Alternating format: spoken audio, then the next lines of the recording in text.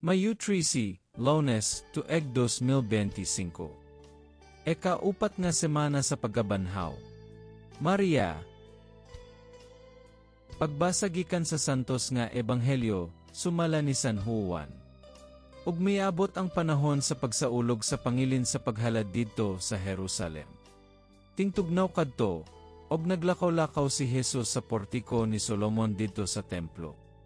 Mialirong ang mga Hudyo kanya og mingon, kanusa mo man gayod kami sultihi sa klaro. Ug ani kami sa walay lipod-lipod kon ikaw bagayod ang Mesyas. Si Jesus mitubag, gisultihan ko na kamo, apan wala kamo motuo kanako.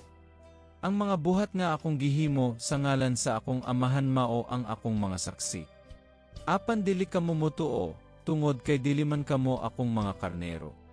Ang akong mga kaneo mamati sa akong tingog. Nakaila ako kanila ug sila nagsunod kanako. Naghatag ako kanila sa kinabuhing dayon, ug dili na gayod sila mga matay. Ug walay makaagaw kanila gikan kanako. Ang akong amahan, nga maoy naghatag kanila ngari kanako, labaw sa tanan, ug walay makaagaw kanila gikan sa amahan. Ang akong amahan ug ako usara.